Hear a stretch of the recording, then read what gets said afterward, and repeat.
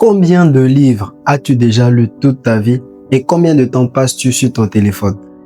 3, 4, 5 heures du temps sur ton téléphone, parfois plus. En Afrique, un jeune sur 5 ne sait pas lire correctement et ceux qui savent lire ne lisent pas. On dit souvent, si tu veux cacher un secret en africain, mets-le dans un livre. Mais est-ce qu'on va continuer à ignorer ce pouvoir qui pourrait changer notre vie? Aujourd'hui, je vais te montrer pourquoi la lecture peut changer ta vie, même si tu n'as jamais, je dis bien jamais, aimé la lecture. Mais avant d'aller dans le vif du sujet, si c'est la première fois que tu tombes sur l'une de mes vidéos, bienvenue sur la chaîne. Ici, on parle de développement personnel, de succès, de richesse, de réussite, d'entrepreneuriat et tout ce qui va avec. Donc, n'hésite pas à cliquer sur la cloche de notification si tu es déjà abonné et à t'abonner si tu n'es pas encore abonné. Maintenant qu'on a posé le décor, allons dans le vif du sujet. Pourquoi lire?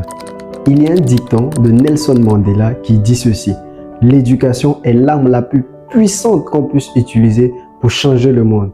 Et la première étape vers cette éducation, c'est la lecture. Lire un livre, c'est 10, 20 ans, 30 ans d'expérience condensés en quelques centaines de pages. Tu n'as plus besoin de refaire les mêmes erreurs, de passer par les mêmes étapes. Quelqu'un a déjà échoué, réussi, il a tout écrit. C'est à toi d'aller chercher ce livre et le lire. Tu veux réussir à l'école, lis un livre. Tu veux devenir un leader, lis un livre. Tu veux devenir un orateur, lis un livre. Tous les livres sont déjà écrits. Mais la vraie question, c'est est-ce que toi, tu vas décider d'aller les lire? Je suis conscient que tout ne s'apprend pas dans les livres. Le meilleur professeur, c'est la vie. Mais la lecture, le livre, reste un raccourci. Ça t'évite de perdre beaucoup de temps. Avant de te parler de ma propre expérience au sujet de la lecture et de te proposer 3 livres si tu veux commencer à lire à partir d'aujourd'hui, on va répondre à une question cruciale, une question que tout le monde se pose.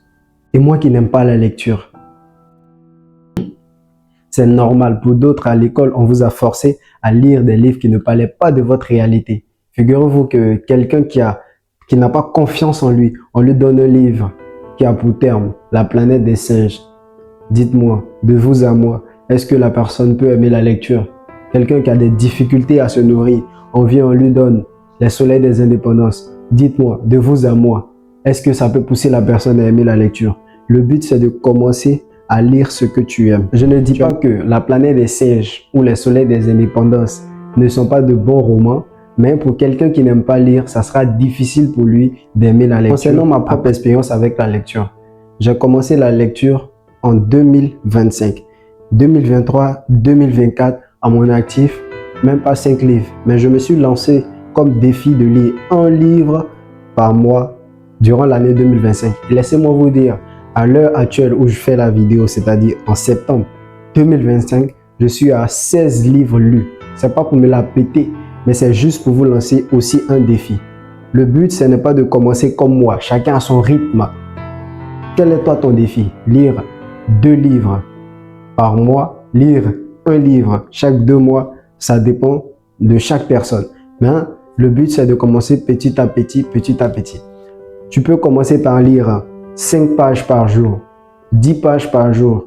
Et au fur et à mesure que tu vas commencer, petit à petit, je vous le dis, tu vas tellement aimer la lecture que tu vas commencer à lire des livres de 200 pages, à lire des livres de 400 pages, à lire des livres de 500 pages. Et lire cette vidéo, je vous avais promis 3 livres pour ceux qui sont d'accord et pour ceux qui ont accepté de commencer à lire. Le premier livre, il s'agit du best-seller Père riche, Père pauvre de Robert Kiyosaki. Le deuxième livre, et celui-là, c'est mon préféré, L'homme le plus riche de Babylone de Samuel Classon. Et le dernier livre, il s'agit de Réfléchissez et devenez riche de Napoléon Hill. Et si cette vidéo te parle ou t'inspire à commencer à lire, n'hésite pas à laisser ton avis en commentaire, à t'abonner si ce n'est pas déjà fait et à activer la cloche de notification. Et comme toujours, c'était Daniel. Faites ce que vous pouvez avec ce que vous avez là où vous êtes. Le moment idéal, c'était hier. Le moment idéal, c'est aujourd'hui. Merci.